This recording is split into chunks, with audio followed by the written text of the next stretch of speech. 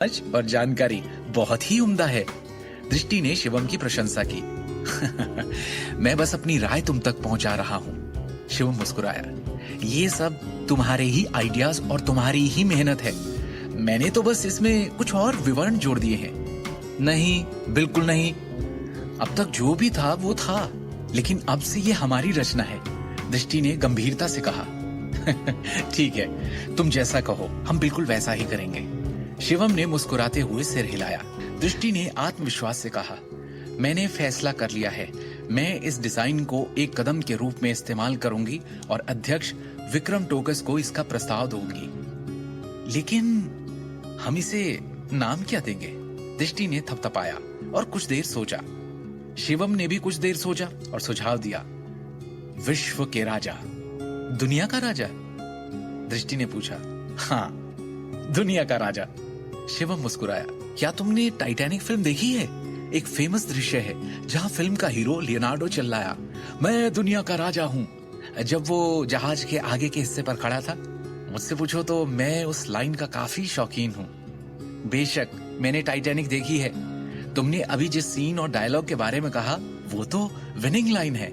Not bad Shivam, दृष्टि ने कहा और उत्साह से उसकी आंखें चमक उठी। उस लियोनार्डो के सीन को अपने मन में सोच सोचकर उसने अचानक अपने दिल से एक अलग सा उत्साह और जोश महसूस किया। शिवम का सुझाव एकदम सही था। दुनिया का राजा। दृष्टि ने उत्साह से कहा, मैं यही नाम रखूंगी, विश्व के राजा। ये हैं। और इस तरह दृष्टि ने पेंडेंट के नाम पर फैसला किया। डिजाइन के ड्राफ्ट को जल्दी से छांटते हुए दृष्टि ने अपना प्रस्ताव अध्यक्ष विक्रम को ईमेल के माध्यम से भेजा। उसी दिन अपने परिवार के साथ रात का खाना खत्म करने के बाद आखिरकार उसे जवाब मिला। विक्रम ने ईमेल में कहा, विचार काफी रचनात्मक है। कल कंपनी में आए और मुझसे मेरे ऑफिस में मिले। दृष्टि को उसके डिजाइन के अप्रूवल की खबर मिलते ही उसमें उत्साह की लहर फूट पड़ी। अगले दिन सुबह दृष्टि के बहुत मनाने और रिक्वेस्ट करने पर शिवम भी उसके साथ कंपनी गया। तैयार होने के बाद उन दोनों ने एक टैक्सी ली और सीधे प्रेशियस नारंग एम्पायर के टावर की ओर चल पड़े। दृष्टि स्वाभाविक रूप से बहुत उत्साहित थी, क्योंकि ये पहली बार था जब उसके गहने डिजाइन को किसी ने मान्यता दी थी। वो भी कोई छोटा मोटा इंसान नहीं, इतनी बड़ी मल्टी मिलियन कंपनी के अध्यक्ष ने। मैं बहुत नर्वस हूँ।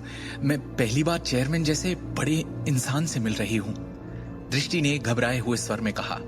वो कार की पिछली सीट पर बैठी थी।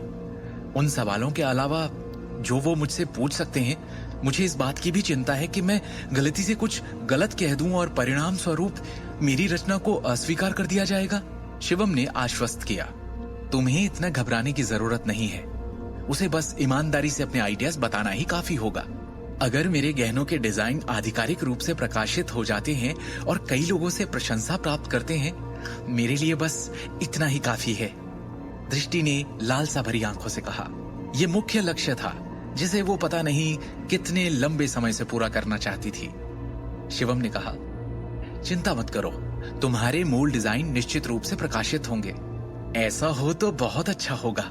अध्यक्ष विक्रम के साथ बैठक की प्रतीक्षा कर रही दृष्टि उत्साह से भर उठी। अगर सौदा सफल होता है तो तुम फाइनली एक आधिकारिक ज्वेलरी डिजाइनर के रूप में अपने सपने को हासिल करने में सक्षम होगी। Best of luck. शिवम ने उसे खुश किया। हाँ, मैं डेफिनेटली अपना बेस्ट दूंगी। दृष्टि ने सिर हिलाया। वो हमेशा अपने दिल की गहराई से एक प्रसिद्ध ज्वेलरी डिजाइनर बनना चाहती थी।